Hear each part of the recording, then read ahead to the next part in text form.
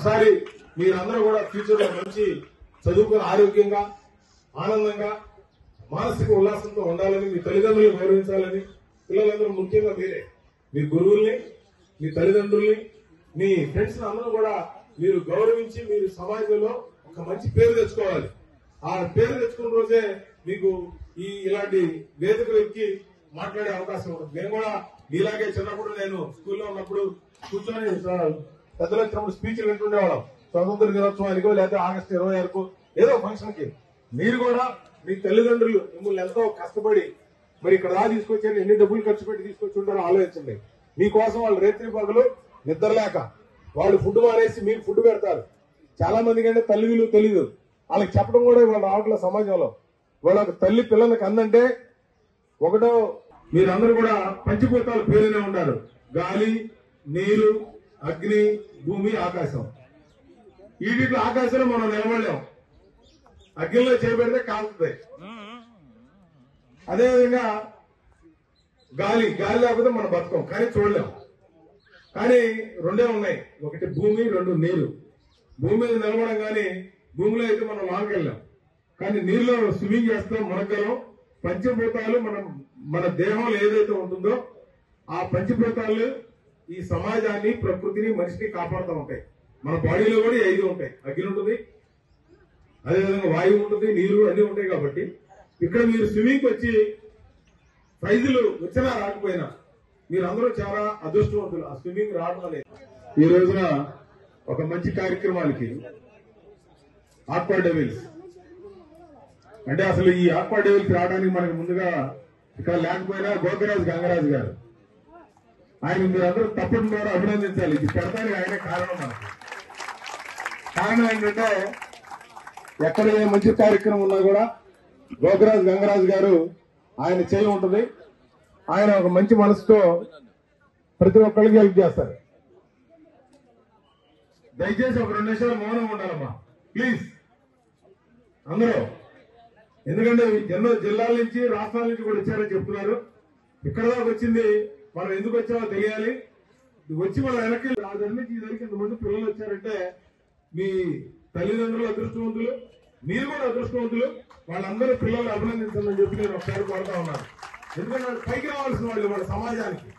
మన ప్రపంచంలో ఇవాళ భారతదేశం అమెరికా వెళ్ళండి, చైనా వెళ్ళండి, లేకపోతే యూరోప్ వెళ్ళండి, ఏ కంట్రీ వెళ్ళినా కూడా మన భారతదేశం పిల్లలు ఐటీ కానీ, డాక్టర్లు కానీ వివిధ వృత్తుల్లో ఉన్నారు. అటువంటిది ఈ స్విమ్మింగ్ ద్వారా వాళ్ళకి మానసికంగా కాకుండా, ఆరోగ్యంగా కాకుండా సమాజంలో రెస్పాన్సిబిలిటీ కూడా ఉంటుంది. ఆ నీళ్ళల్లో ఎక్కువ టైం స్పెండ్ చేయడం వల్ల.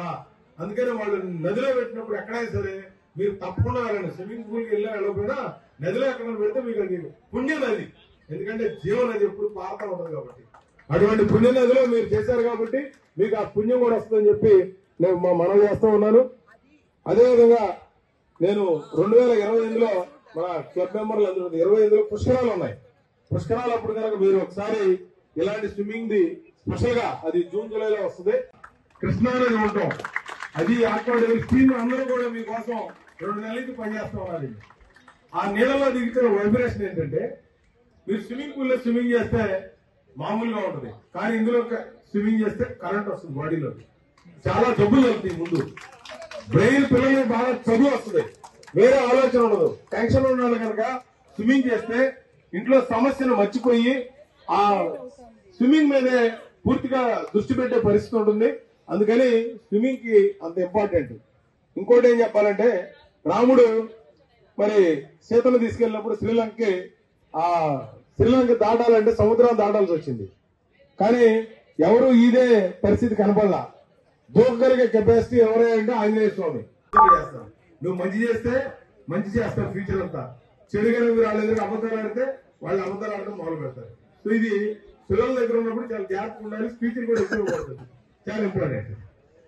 సో ముందుగా పెద్దలు మన వెలగపూడి వెంకటేశ్వరరావు గారు, మా అందరికీ కూడా 80 సంవత్సరాల్లో కూడా 18 సంవత్సరాల వయసు ఉన్నటువంటి పెద్దలు పట్టాభిరామయ్య గారు, నరసరాజు గారు, రామకృష్ణ గారు, యుగంధర్ గారు, అదేవిధంగా క్లబ్ మెంబర్లకి, ఇక్కడ ఇచ్చేసినటువంటి సోదరి మనులకు, పత్రికా విలేకరులకి, ముఖ్యంగా చిన్నవారి పిల్లలకి అందరికి కూడా ముందుగా నమస్కారం తెలియజేస్తున్నాను.